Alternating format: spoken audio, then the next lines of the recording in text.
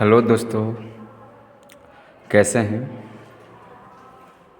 My name is Dhananjay Kumar, mathematics department, सड़मा college. तो आप लोग को आइए जानकारी देते हैं। जो आप लोग को प्लेन पढ़ाए थे उससे रिलेटेड कुछ और क्वेश्चन हैं।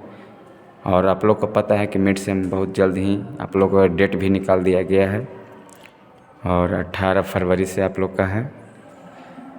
तो कुछ क्वेश्चन हैं जो कि आप लोग तैयारी करके आइए और अच्छे से तैयारी करके आइए, जो कि एग्ज़ाम में सही से आप लोग लिख सकते हैं। तो आइए कुछ प्लेन के बारे में कुछ क्वेश्चन हैं। Find the equation of plane passing through the line of intersection of the plane. तो ये आपका इक्वेशन ऑफ प्लेन दो को दिया गया है और इन लोग इंटरसेक्शन आपस में हो रहा है और परपेंडिकुलर द प्लेन, जो तीसरा लाइन है वो परपेंडिकुलर टू द प्लेन। तो आपको पता है कि जब दो लाइन इंटरसेक्ट करता है, एक ए लाइन हो गया L1, अब ये L2 हो गया, तो उसका कंडीशन क्या होता है, L1 plus lambda L2 equal to 0। ये तो पता होगा आपका, जब दो लाइन इंटरसेक्ट करता है तो अगर ये दोनों के बीच में जो आता है और इसका परपेंडिकुलर, तो परपेंडिकुलर का उसका कुछ अलग कंडीशन होता है। मान लेते हैं एक लाइन हो गया, ये लाइन हो गया, तो इसका परपेंडिकुलर यानी कि कंडीशन उसका हो जाएगा A1/A2 plus B1/B2 plus C1/C2 equal to 0। तो पहले दो लाइन का क्या इंटरसेक्शन करता है उसका हम निकालेंगे equation. Let the general equation of plane passing through the line of intersection of plane.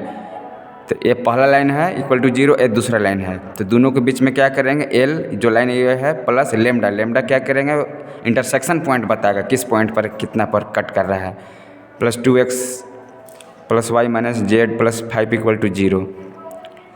और आपका क्या है, इसका इक्वेटिंग किएगा x वेरिएबल के साथ में और y के साथ में अलग और z के साथ में अलग सेपरेट किया गया है। x इसमें तो लेमडा 2x, तो x बाहर रख दिया गया है, तो यहाँ 1 है और 2, तो 1 प्लस 2 इसके साथ में 2 लेमडा और ब्रैकेट में x, और फिर y का फिर कोफिशिएंट निकाला जा रहा है, तो 2 और यहाँ पर सिर्फ है 1 है, तो y निकाल दिया जा रहा है इसमें, तो सिर्फ यहाँ लेमडा बचेगा। तो इस तरह से इक्वेटिंग करके आपका यहाँ इक्वेशन को बनाया जा रहा है, ठीक है।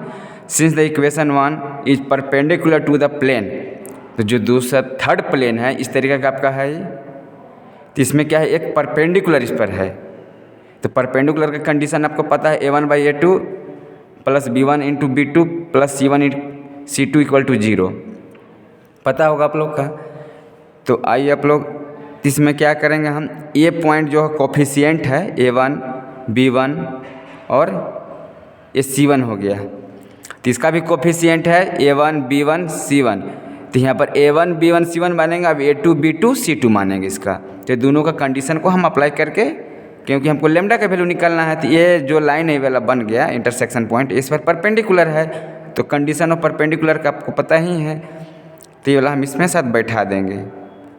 ये जो है इसके साथ 4 से मल्टीप्लाई, ये इसके साथ है 5 से मल्टीप्लाई, ये है सो -3 से मल्टीप्लाई हो जाएगी इक्वल टू 0।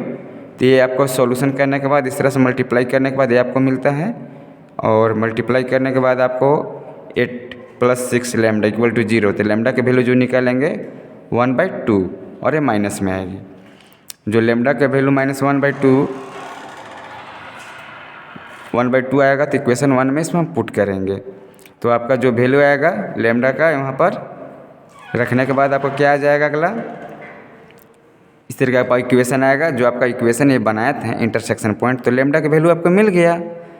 तो लेमडा का वैल्यू इसमें पुट करने पर आपका क्या मिलेगा, इक्वेशन मिलेगा, देख लीजिए। फिर इसमें हम लेमडा का वैल्यू पुट कर दिए इसके जगह पर, और क्या किए हैं, क्रॉस इधर से मल्टीप्लाई कर दिया, -1 से इसमें मल्टीप्लाई कर दिए, तो 2 से मल्टीप्लाई 2x और फिर 2 4y और 2 4z और -4 4 दूनी 8 हो जाएगा, ठीक है।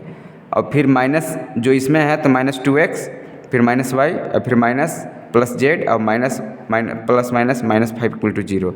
तो 2x -2x से तो कैंसिल हो जाएगा, 4y -y तो 3y बचेगा, 4z एक z यहाँ था 5z और -8 और -5, तो इधर -13 हो जाएगा, इधर 0 तो 3/5z और -z उधर जाएगा इक्वल टू, तो यहाँ 13 हो जाएगा। तो which is required equation of plane. तो आपका क्या होगा, इक्वेशन ऑफ प्लेन का हो गया। तो आपका इस तरह के एग्जाम में आता है क्वेश्चन में। क्वेश्चन थोड़ा देख लीजिएगा आप लोग।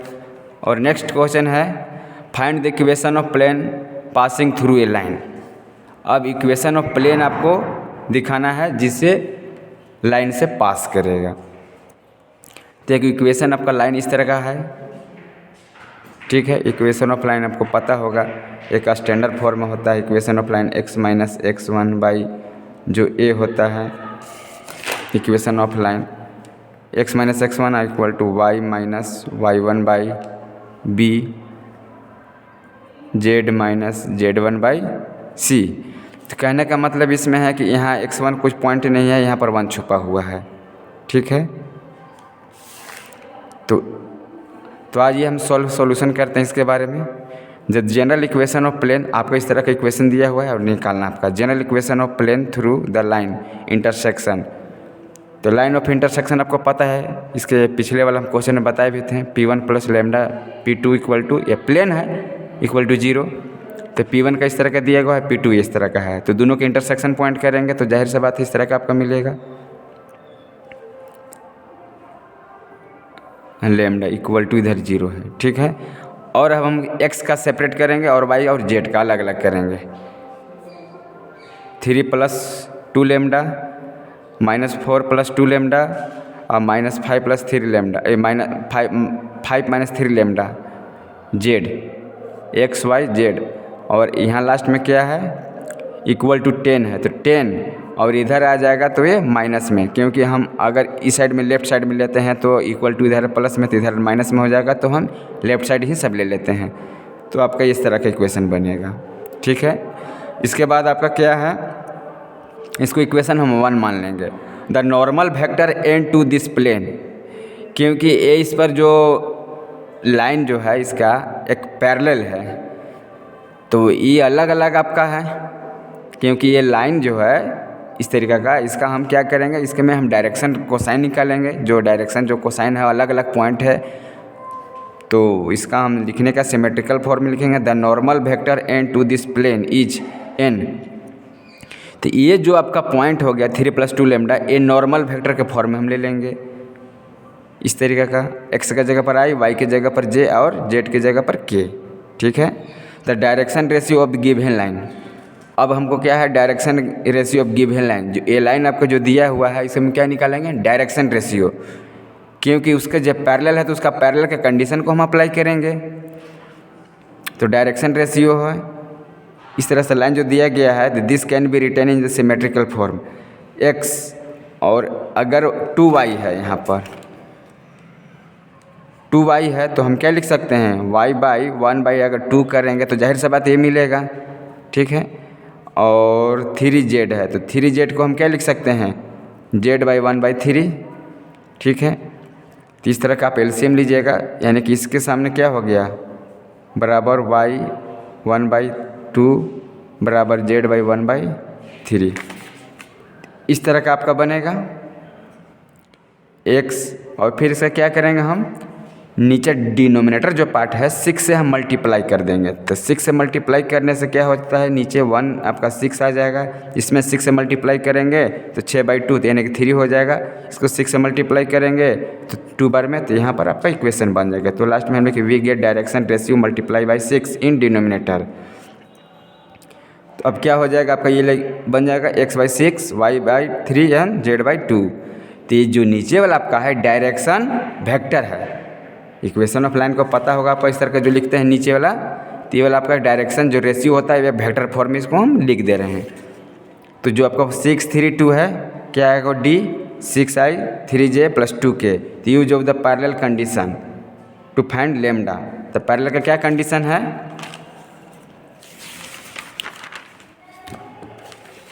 आपका पैरेलल का कंडीशन है, आइए बता देते हैं पैरेलल का कंडीशन क्या है। So the dot product must be 0, n d. अगर एक नॉर्मल वेक्टर है और एक डायरेक्शन रेशियो ए भी है साथ में, तो उसका क्या है पैरेलल का condition n into d equal to 0। तो हम क्या करेंगे, डी वेक्टर आपको इस तरह से जो निकालें सो है डी वेक्टर ये वाला 6i 3j प्लस 2k।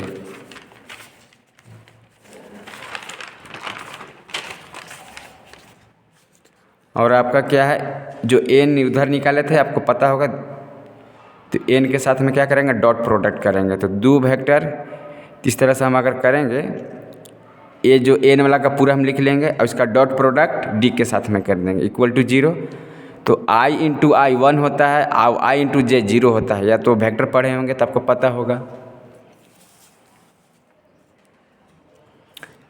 तो यहाँ पर क्या हो गया कि 6i और i के साथ तो 6 हो जाएगा, तो इस वेक्टर 6 के साथ मल्टीप्लाई करेंगे, इसका 3 के साथ में करेंगे, और ये जो 2k है यहाँ पर j ये 2k है और यहाँ पर k है इस तरीका का। तो k के साथ में मल्टीप्लाई करेंगे तो इसके अब k into 2k, k into के 1 हो जाएगा। मल्टीप्लाई करने के बाद ये आपको मिलेगा। इसके बाद आपका क्या है, इसको मल्टीप्लाई करेंगे तो 18 प्लस 12 लेमडा। अब इसके साथ 3 से मल्टीप्लाई करेंगे तो -12 प्लस 6 लेमडा, और 2 से मल्टीप्लाई करेंगे तो 10 माइनस 6 लेमडा इक्वल टू 0। अब इसको देखिए 18 लेमडा को एक साथ कर लेंगे और जो नंबर है उसका मल्टीप्लाई उसका एक साथ कर लेंगे हम। तो 16 प्लस 12 लेमडा इक्वल टू 0। तो लेमडा बराबर क्या है -4/3। अब लेमडा का जो वैल्यू है आपका जहाँ इंटरसेक्शन पॉइंट था इक्वेशन 1 में, वहाँ पर हम पुट कर देंगे। आपका इक्वेशन इस तरीके का था, ठीक है। तो आइए आपका लेमडा का वैल्यू पुट करने के बाद क्या आपको मिलता है, 3 + 2 लेमडा था, तो लेमडा का वैल्यू हम पुट कर दिए इतना, फिर ये लेमडा का वैल्यू यहाँ पर पुट कर दिए, फिर लेमडा का वैल्यू यहाँ पर पुट कर दिए जेड, और फिर इसमें भी कर दिए हम। तो ये पुट करने के बाद क्या 3 - 8/3 x y के साथ में जेड का एक कोफिशिएंट के साथ अलग अलग मल्टीप्लाई करके फिर एडिशन इसमें आ जाएगा, फिर अलग अलग करेंगे हम। तो इसका हम क्या करेंगे एलसीएम ले लेंगे, तो 3 × 3 = 9, 9 में 60 जाएगा तो 1 बचेगा 1/3x। फिर यहाँ पर 4 × 3 = 12, 12 × 8 = 20, 20/3 हो जाएगा एलसीएम लेने के बाद। फिर यहाँ 5 × 4 = 9, तो 9z हो गया। अब इसका एलसीएम लेंगे तो 30 - 30 यहाँ प्लस है, प्लस क्योंकि माइनस माइनस प्लस हो जाएगा ना, ये माइनस है तो प्लस हो जाएगा, 16 हो जाएगा /3। इसका एलसीएम हम 3 ले लेंगे टोटल में, तो x हो जाएगा -20y, और एलसीएम इसका यहाँ पर 3 बार में जाएगा तो 27z, और माइनस इसमें हम नीचे 3 है, ये है 13 में से माइनस है प्लस है 16, तो 14 बचेगा /3। अब धीरे धीरे इक्वल टू इधर 0 की ओर चला जाएगा, तो क्या बचेगा x -20y plus 27z minus 14 equal to 0। तो hence the required equation of plane. तो ये आपका इक्वेशन ऑफ प्लेन आएगा। तो ये बहुत इंपॉर्टेंट क्वेश्चन है, आप लोग के एग्ज़ाम में भी पूछा जाता है और इस तरह का आता भी एग्ज़ाम में है। तो आप कॉन्फिडेंस के साथ तैयारी करके आएँ और पढ़ें। इस तरह का एग्ज़ाम में भी पूछा जाता है, और अपने आप इंडिपेंडेंट बनिए। ठीक है, थैंक यू।